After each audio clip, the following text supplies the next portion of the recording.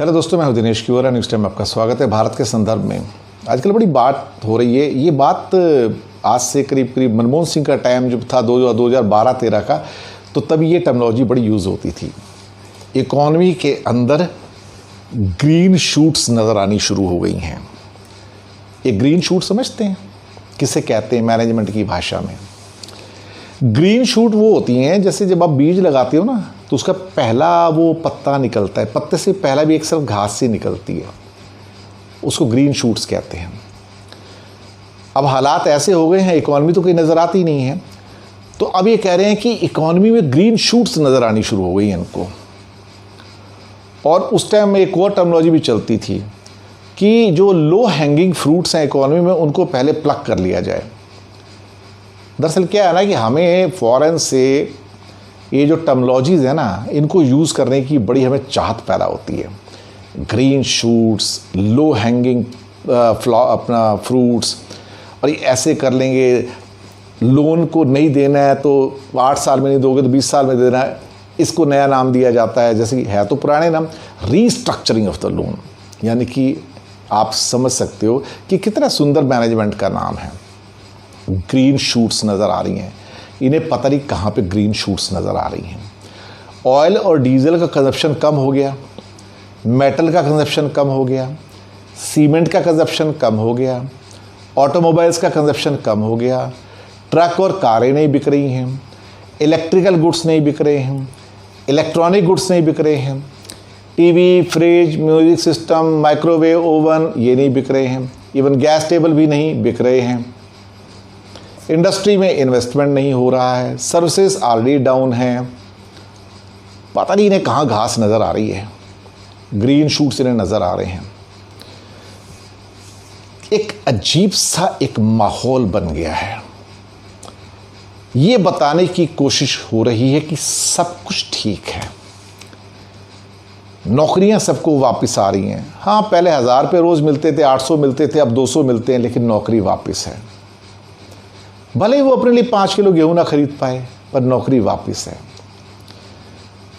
अब आज नया शगुफा आया है कि भारत की इकॉनमी को एग्रीकल्चर उभार कर ले जाएगा। बहुत बढ़िया साहब, जिसका पार्ट इंडिया की टोटल इकॉनमी में 13% है। एग्जैक्ट फिगर जो आए हैं 13.5% के आए हैं।